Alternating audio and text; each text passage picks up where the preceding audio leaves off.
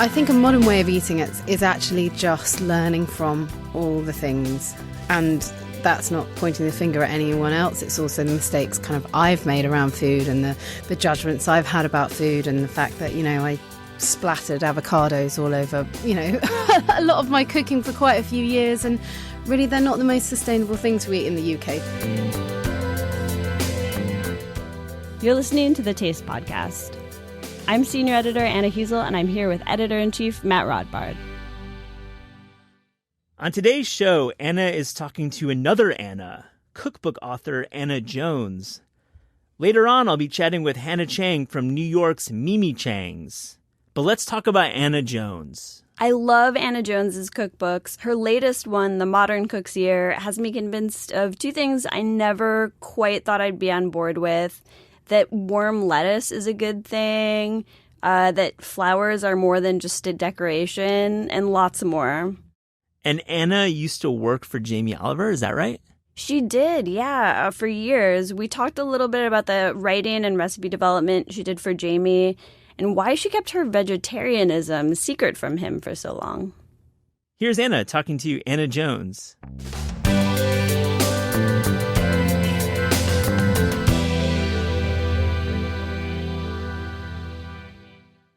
Welcome to the Taste Podcast, Anna Jones. Oh, thank you. Thanks for having me. You're the author of A Modern Way to Eat, A Modern Way to Cook, and most recently, The Modern Cook's Year.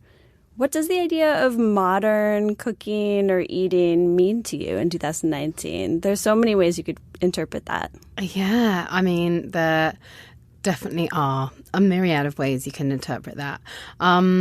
I think I use the word modern in my books because when my first book came out in the UK, which was sort of about 5 or 6 years ago now, the landscape around kind of veganism, vegetarianism, my books were all vegetarian, around kind of, I guess, eating in a bit more of a conscious way was quite different, I think. And I think there were definite connotations around vegetarianism that were a bit ungenerous. I think it sort of conjured up images of brightly painted cafes and, hemp trousers. I love a hemp trouser. I'm not slating those in any way. I love both of those things. But perhaps, and perhaps some kind of like ungenerous connotations around food. So I wanted to try and express the fact that I was talking about food for me that felt new and fresh without, using necessarily the word vegetarian,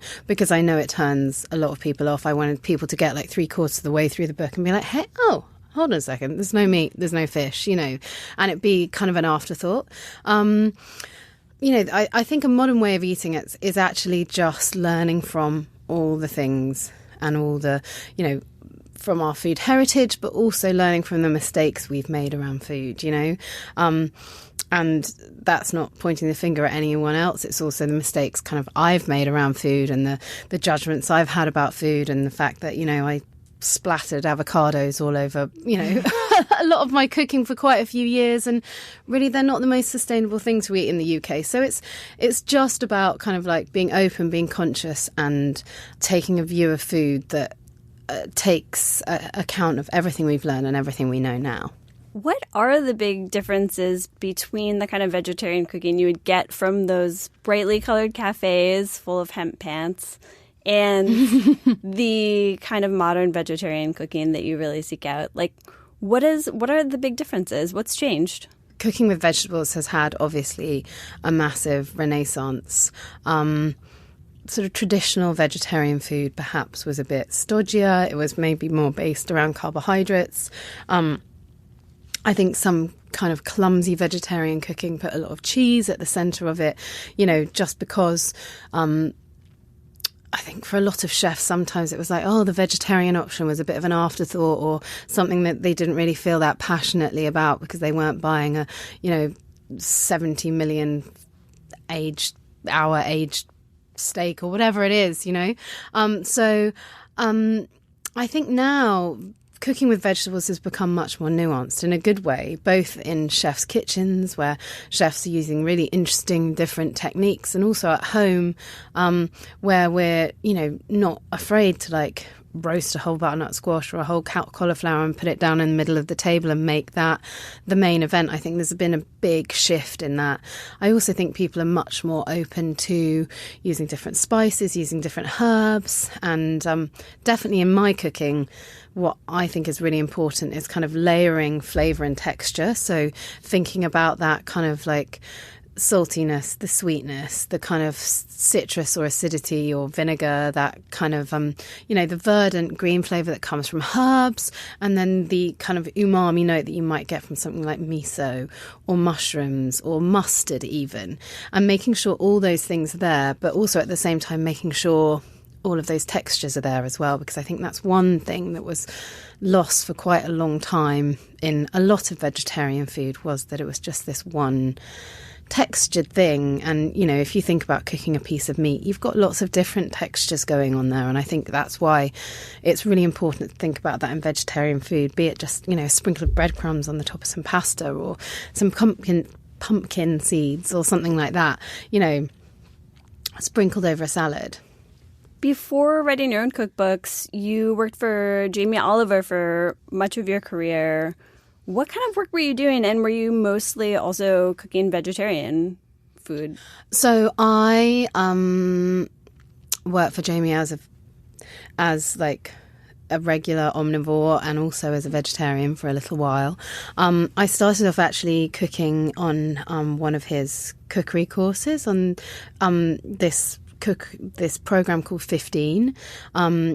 15 is a restaurant, still is a restaurant in East London, and Jamie took on 15 apprentices every year, and is still doing that now in a slightly different format, but took on 15 young people to kind of run the kitchen, along with obviously some supervising chefs, because otherwise the food might not have been that good to begin with. So I started off working there for him, and that was at a time when he was not really very well known. He'd written one book, and he'd just had his first TV show. But as his business grew, kind of opportunities grew, and I kind of saw an opportunity to kind of step sideways into the media side of his business. So I did lots of food styling. I did sort of food producing on all his like TV shows, including a couple where I came over here and lived in West Virginia for 5 months, and then in LA for a while, which was really fun, and also helped him with kind of recipe development and writing and that kind of thing, because back then it was quite a small, tightly knit unit of people. There were only like 5 or 6 of us working for him. It was very much a jack of all trades at the beginning. But anything he did to do with food, which was almost everything, I was involved in. So it was a brilliant time to work for him, because I worked for him for 7 years when the sort of trajectory of his career was just going kind of like sky high. So it was brilliant to see and to be a part of. Was he cool with you going vegetarian? Did that affect your work and your recipe development? You know what? I think at the time, like 10 or so years ago, it was at a time in London where meat was kind of really king. There was that restaurant called St. John's, which I don't know if it's famous super well known all here. The meatiest, but yeah, it's like things. Pig's trotters, lamb's eyeballs. They don't actually cook eyeballs. I'm doing them a disservice there. It's actually a fantastic restaurant. It's not totally my bag because it's very meaty, but they do that they started the nose tail movement. They do that really well, and most of the young chefs I knew, including all of my peers, were so into that way of eating, and so I just went totally the other way, and I had to like build myself up to telling people I'd gone vegetarian, because it felt like I was like uttering this unbelievable swear word, and people were like, well, how are you going to continue with your job? And that was a genuine question for me. I didn't know if I was going to be able to continue with my job, but it felt important to me to do it, so I did. And for a while I was vegetarian, but I had people that I really trusted their taste buds, so they would, if I made something with meat, I would ask them to taste it. In the very, rare instance that they couldn't do that, I would taste a tiny bit of it myself, because I felt like I could never serve food to people that I hadn't tasted. But, you know what, Jamie was... I don't think he really noticed for a while, because I didn't really tell anyone, because I just thought people are going to think I can't do my job. Mm-hmm. But, yeah, when he did find out... I don't think it was really particularly a big deal, and he's been incredibly supportive of me and everything I've done since. So, It worked out all right. How much does the food styling play into your recipe development? Like in The Modern Cook's Year, for instance, so much of the food is very beautiful. How does that kind of enter your imagination while you're sort of building a dish? I think it enters into my imagination quite a lot.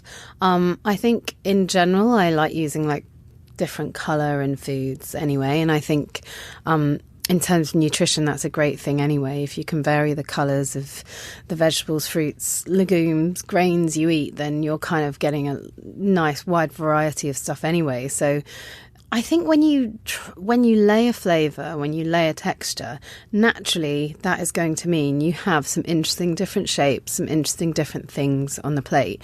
You know, there's always going to be a bit of bright citrus. There's always going to be, you know, a nut or a seed or something with a bit of crunch. So I think it just happens quite naturally, and I don't kind of reverse engineer it. I don't think like, oh, this is going to look amazing, so I'll write a recipe for it. It's very much flavour first. What was the biggest difference between The Modern Cook's Year and your previous two books? Is there kind of like a big thematic difference to this one? Definitely. So this book is all about sort of cooking through the year. So it's kind of a year in my kitchen. It's I've actually broken the book down in sort of 6 seasons rather than 4. And I did that because I felt like there were a couple of seasons that were just had such distinctly different times. Early summer, late summer exactly, in this part of the States especially are so different. Absolutely. And also, you know, that run up to kind of like Christmas, and for you guys over here, Thanksgiving, which is technically winter, but you're eating in a totally different way than you are in January or February, when also there's like more citrus about, but you have different needs and different wants. Like I'm not a detox in January person by any stretch of the imagination, but there is a different energy to how we want to eat around that time. And I felt like putting winter all into one big block just didn't seem right.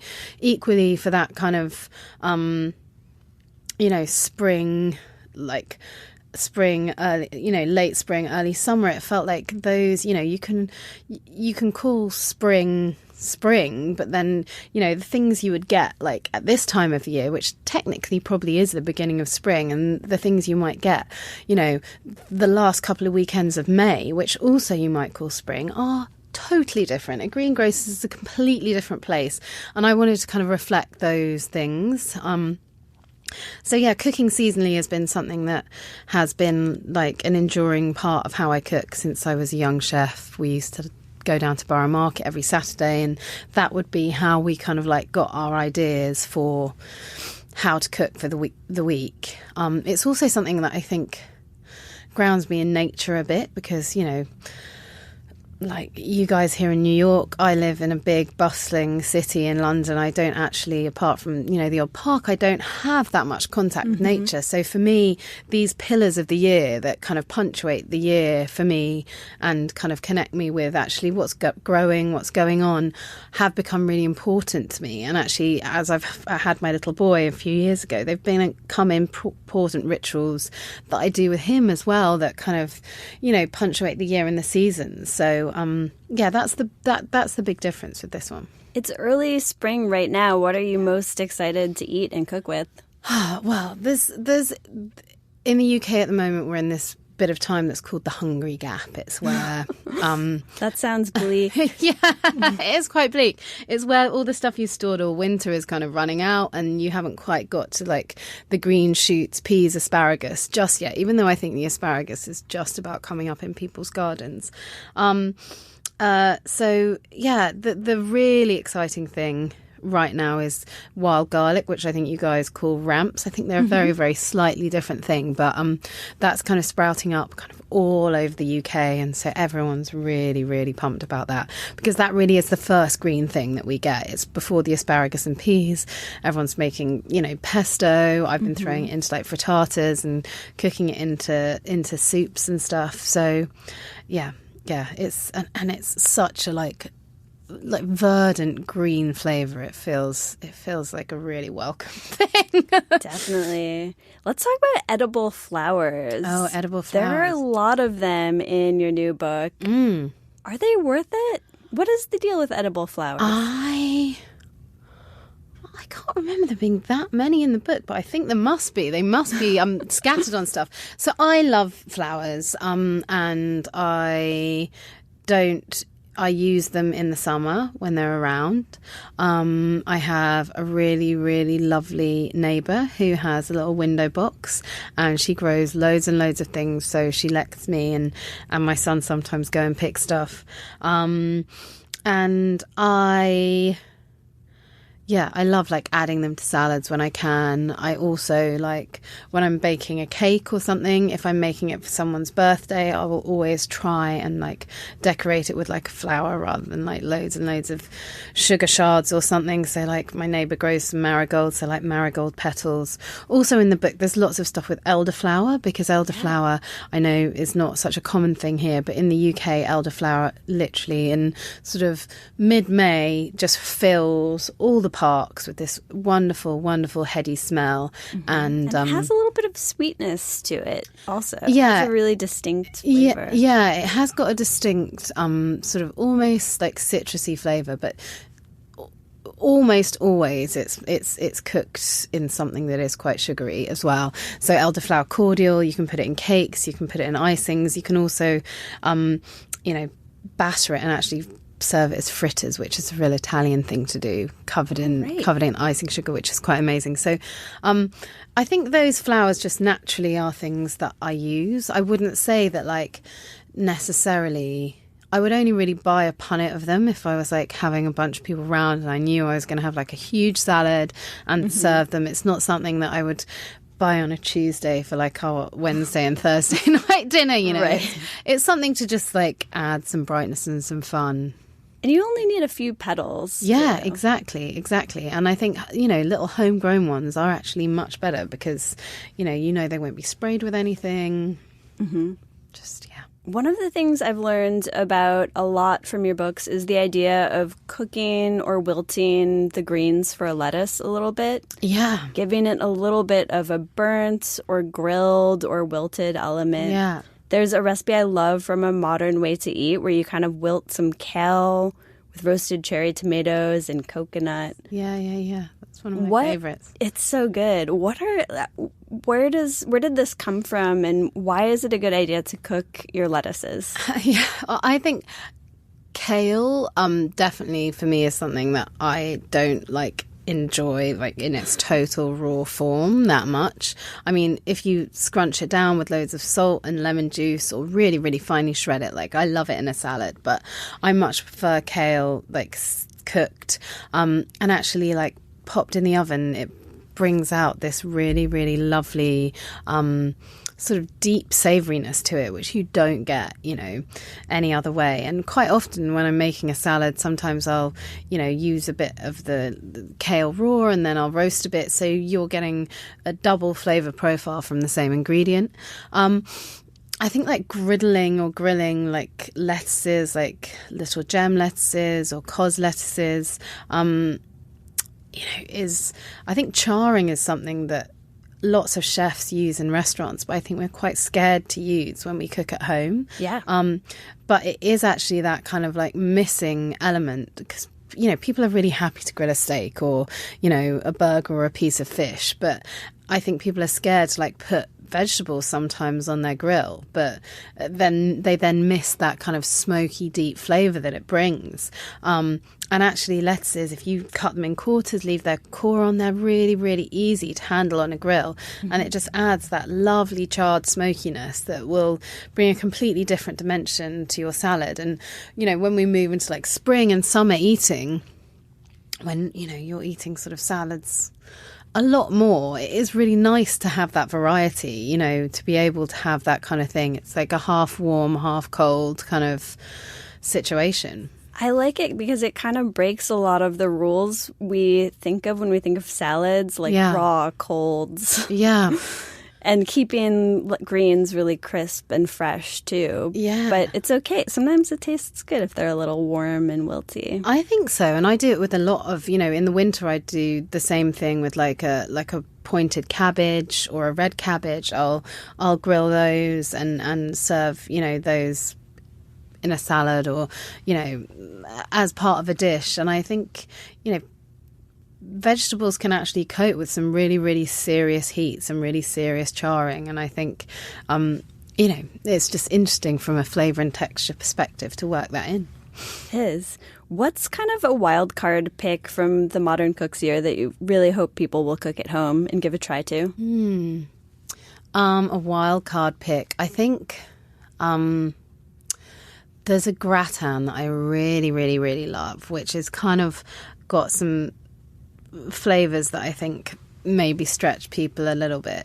And I think that's what I quite like to do in recipes, is like give people something that feels quite familiar, but then have one or two ingredients that are unusual or a bit of a stretch. So they kind of are happy with the basic technique, but then it's just adding a couple of different things. So this gratin is potatoes and beetroots, which I guess isn't that strange, but then it has some rhubarb, very finely sliced rhubarb in it, which actually just adds like a really lovely acidity. It's not sweet at all. And if anyone's ever tried like a tiny bit of rhubarb raw, they'll know that it has that citrusy, like acidity like you might have from a lemon. And then there's also some pink peppercorns in there as well, which it's those kind of level it out. They give kind of like a warm, rounded spice to it, and it turns like the cream and the gratin this kind of like crazy, crazy lurid pink. So it's actually quite a fun thing to serve as well. So that sounds like the perfect thing to make this time of the year too, for a springy brunch. Yeah, exactly. Super, super comforting. Yeah. Anna Jones, thank you so much for being on the Taste Podcast. Thank you. I absolutely loved it. Thanks for having me.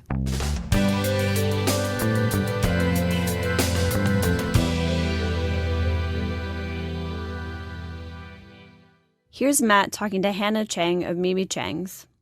Hannah Cheng, thank you for joining the Taste Podcast. Thank you so much for having me here. I'm so excited. So we've known each other for a while. Definitely you've been open for 5 years now, right? Yep, coming up on 5 years in July. Yeah. Wow, that's like 5 years is like 50 in New York City restaurants, right? I count my blessings every single day, especially when I walk past an empty storefront. I feel bad and I throw some praise up. No, it's impressive. And honestly, there's so many empty storefronts in the East Village where one of your locations, your first location is.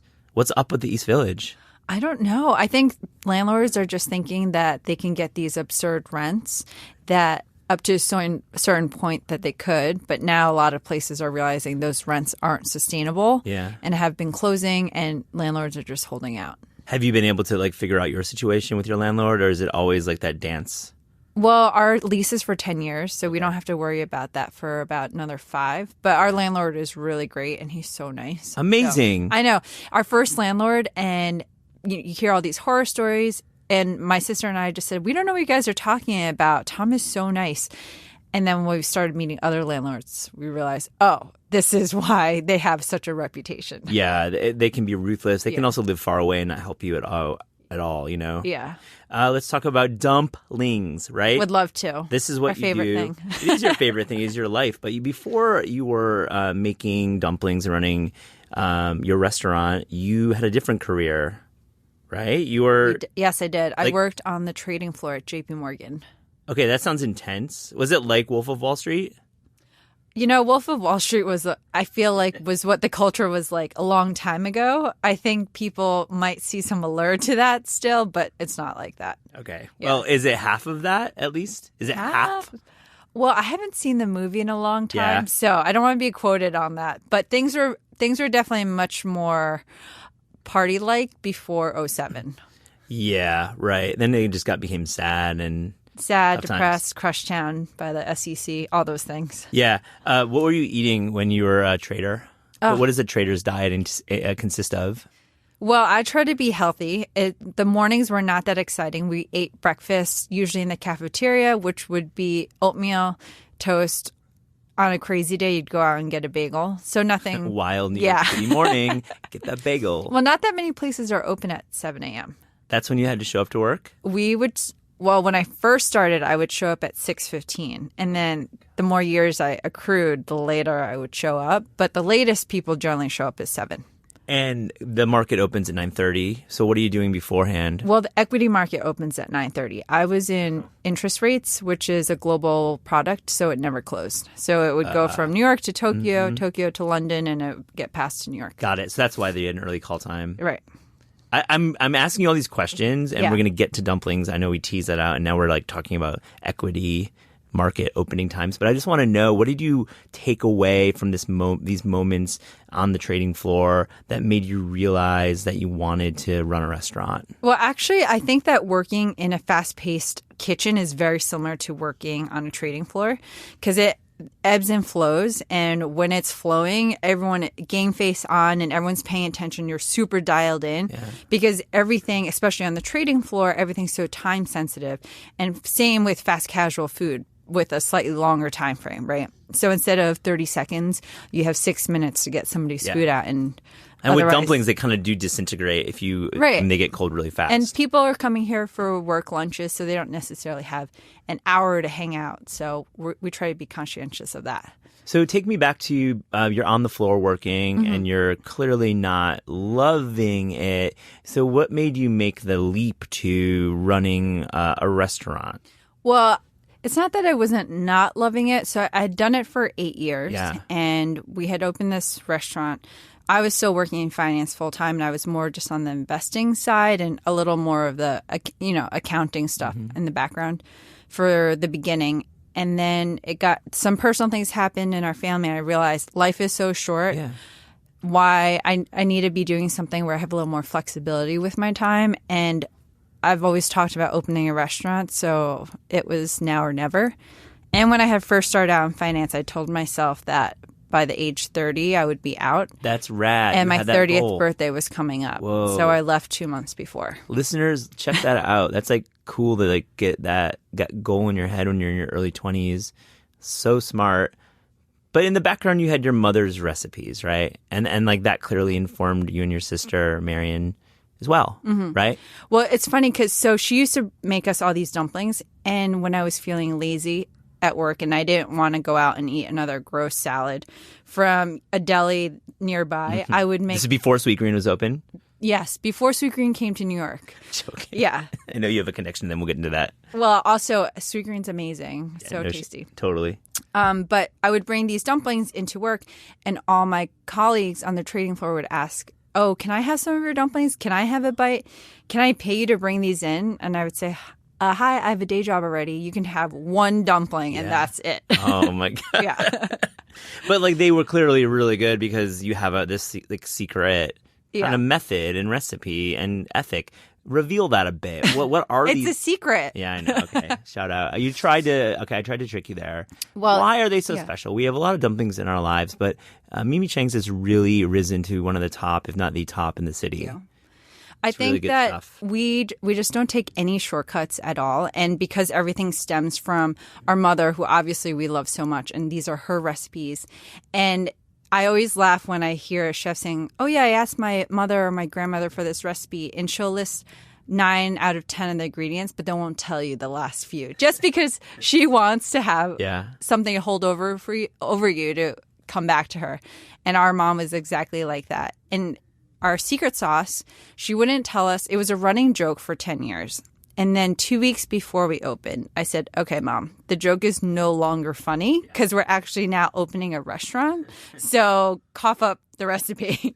And she did eventually. Yeah, but with a lot of exasperation because, it was 10 years. It was a secret for 10 years. Yeah. Our dad still doesn't even know the recipe. Only me, Marion, and my mom. That's amazing. Yeah. And it's not written down, I assume. Hint at, of course, we won't get into the detail of it, but is it more of a technique or is it like a straight up ingredient for the dumpling filling? Or is it a way that you manipulate the filling with the dough? I think, honestly, it's starting with the best ingredients because as long as you're starting with the best ingredients, then you don't really have to cover up anything or try to amp up anything. So I would say it's really more, there's definitely technique involved and also just the recipe. How many dumplings are you doing a week between your two restaurants? I mean, thousands. That's amazing. Thousands, yeah. Is it a good business? It's a great business. It's a really tough business. Sure. Especially with minimum wage increasing, which I think is a good thing, but New Yorkers aren't just not used to paying more for their food.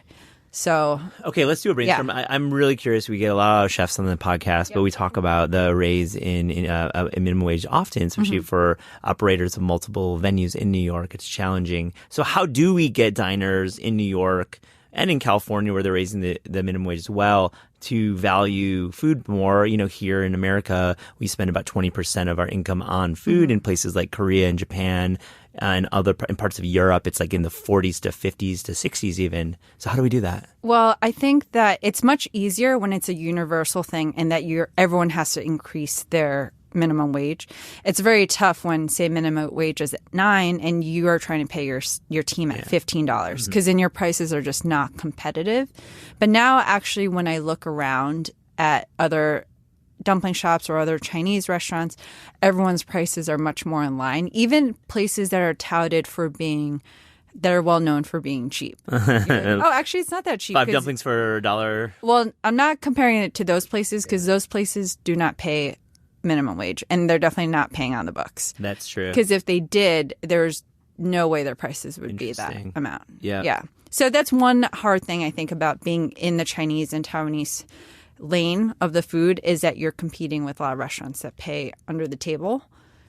But overall, I think a universal minimum wage is a good thing. Yeah, I agree fully. And I just wanted to do a little brainstorm just because people in New York still, we talk about the $1 slice versus the $4 slice, and we're debating it, and we're talking about like price points and breaking points, and it still feels like, I love the $1 slice, so it's not really a shot at that, but it's just people just don't want to pay any money for food here. Well, I think, I don't know. I feel like New York does have a food culture, though, right? I have a favorite $1 slice, but I typically don't go to the $1 slice. Yeah. You know, I'm going to Prince Street Pizzas, I'm going to Joe's, I'm going to Emily's, or I'm going to Roberta's. And I think that there's a pizza for everybody and for every occasion. Yeah. So at 3 a.m., if you're out and you're drunk and you want a $1 slice pizza, great, because all those other restaurants are not open at that time. Yeah. Whereas if I'm getting delivery pizza, I love getting Emily's, and that's also. I'm like about the 4 p.m. $1 slice. That's like my Yeah, exactly. It's a snack. It's a total snack. But would you get the $1 slice for dinner with friends? I mean, no. Probably not. I mean, maybe if it was like before a show or something. But have you thought about other concepts for your own business group? We've definitely thought about other concepts. And it's funny because I had written out a full concept 3 years ago. And now there are a ton of these concepts around, especially in the East Village. What it is.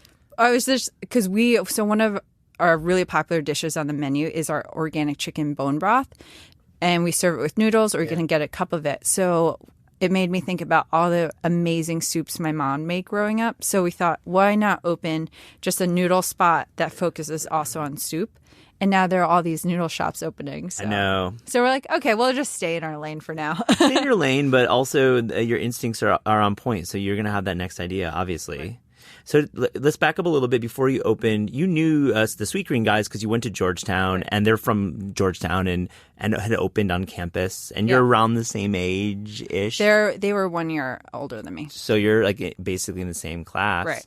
So talk about that. And I think that they're involved in your restaurant in some ways. Well, so we've been friends since before they opened the restaurant. And then I got to see them open the restaurant up front. And I remember seeing them go through the process of opening and not sleeping and just all these crazy things that come up that you don't even think about when, like, oh, how do you hang up a menu board? Oh, this menu board doesn't have any. And you're like, it's custom and all this stuff. But they have been amazing at giving us advice. Yeah. And actually, Nick Jamay was the first person I told this idea about that we were having. And I remember we were at brunch at Estella, and I told him, I have this crazy idea. Hear me out for the whole thing before you say anything. So I tell him, and I'm going like, I'm biting my fingernails, being like, is he going to think this is the craziest idea? Because he knows that I work in finance. And he looks at me and goes, you have to do this. Uh-huh. It's amazing. And that was about 2 or 3 years before we actually got the ball rolling. Wow. Yeah, Nick's a cool dude for sure. And that's kind of support is great. And I think like being in line with Sweet Green's trajectory is very interesting because I see what you're doing when you're two restaurants and I see scale. Let's talk about scale. I mean, is this something you want to ultimately do? For sure. I don't think we'll ever well, I'm not going to say never, but I don't think we're going to ever scale up the way Sweet Green has. Of course not. That's actually impossible. They're unicorns. It's not going to happen. Right. It's crazy. They've doubled in size in a year and without losing quality at all. But I think that we definitely see a few more locations coming up. Oh, cool. Hopefully. So we'll see. That's great. I mean, that must be stressful, though, because you're thinking about all the work that goes into 2, and then you're like, okay, doubling that. But I also think it's exciting because I love to give our team growth opportunities, and it's hard to give. You can only have you're going to have 20 managers for 2 locations, right? But if you keep growing, then you can keep moving people up, and they see mobility, and I think that's really exciting. Tell me a little bit about, like, in New York, you're out and about. You're part of the community of chefs. Like, what are you liking these days in terms of restaurants? Oh my gosh, there's so many good restaurants. Well, I always love Lilia, and Missy is really delicious. Have you been yet? I haven't been to Missy. I've been to Lilia. Yeah, you got to check it out. Yeah, it's definitely so will do that. And I also love Cafe Ultra Paradiso, and I've not recently, but I've kind of become a new follower of Flora Bar. It's so good. It's just that it's so far from where it's a little inconvenient for anyone. Yeah, no one's above like 50 Ninth Street. No, but it's perfect when you're meeting friends from outside the city. You're like, let's meet halfway. Yeah. The brunch is so good. Oh, yeah. Yeah. The food is just so good. I love that kind of cooking because it looks, when you're looking at it, it looks kind of plain. Yeah. And then the flavors are just out of this world. Yeah, the plating, it's really neat. And then also the pizza at Una Pizza Napoletana is really good too. Yeah. I think you're hitting a lot of, and I'm noticing there's a lot of friends in those restaurants who are similar age, similar inspiration, right? Like, it's such a great community. Totally. Tell me about your pop-ups. I think that's been something that's been important to you since you probably opened. I mean, I've been to a couple of them, and I know friends in the industry have done them. How do they work, and what's the deal with those? What do you mean? Your guest chefs. Oh, sorry, yeah, I called them pop. They feel like pop-ups but they're like guest chefs. Yeah, right? like collaboration. Collaboration. Sorry, yeah, that's. So it came about really organically. It just most of the time we collaborate with people that are friends of ours or in our community. Mostly people that, I mean, all these people really inspire us. And it's amazing to be able to work with the people that are, in your way, role models and idols. And that's how they came up. So who have you had on? We've had Missy Robbins. We've had Daniel Hum from 11 Madison Park. We've had Dan Barber. Decent names. A dream. Decent names. Yeah. Like, okay talent there. Like, we're pinching ourselves because you're basically... You look at these chefs and the lineup is like the equivalent of seeing the people from the Grammys or the Oscars that we're collaborating with. I mean, and what are they actually? Is it like a couple dumplings that they're doing on the menu? Is that how it works? So we usually do it as a monthly special. Cool. And for example, with Dan Barber, the proceeds went to City Harvest. Oh, good. Yeah. So I want to know about these collaborations.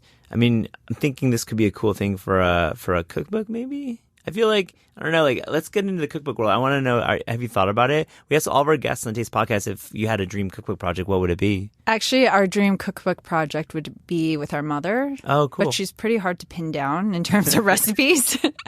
I would love, and actually just for selfish reasons, I would love to have all of my favorite recipes that she cooks in a book that I could hold on to forever and for posterity.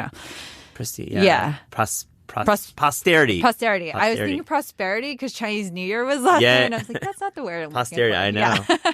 So what would be some of the dishes? Let's go through some of your mom's classics. So definitely there's a bunch of breakfast dishes like sticky rice rolls that are very Taiwanese that have sticky rice and they have a fried dough in them, egg, pork floss or fish floss, spicy radish pickles. It sounds really weird, and I think it might be an acquired taste, but it is one of my favorite things in the world. Oh, man. We had a big pork floss story on Taste. It was amazing. I saw. Great I loved response. it. It made me so happy. Oh, it was a really cool. I love pork floss. And then she also makes this amazing tomato and egg noodle soup, which also I don't know if would be wildly popular, but it's really good. And she makes it with bone broth as a base. So how are the tomatoes manipulated? Is it canned tomatoes or fresh tomatoes? Fresh tomatoes. It's got to be fresh tomatoes, of course. So what's in it? So you know what's funny? Now that you're asking me about canned tomatoes, my mom rarely ever cooked with canned vegetables.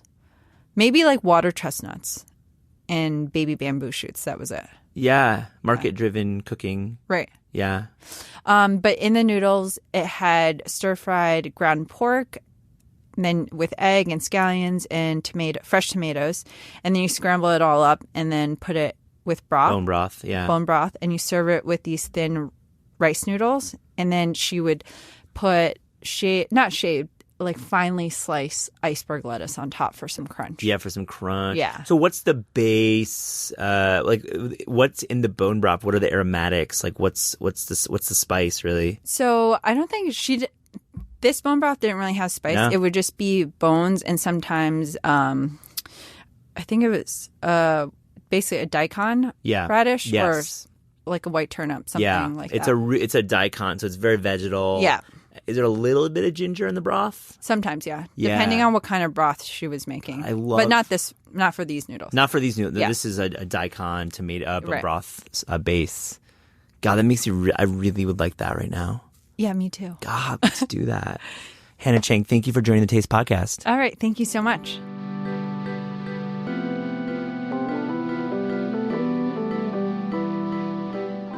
The Taste Podcast is hosted by Matt Rodbard and me, Anna Heasel. The show is produced by Gabrielle Lewis, studio recordings by Pat Stango, theme music by Steve Rydell. Interviews are recorded live at Books Are Magic in Cobble Hill, Brooklyn, and at Penguin Random House Studios in Manhattan. Visit Taste online at tastecooking.com. Thanks for listening.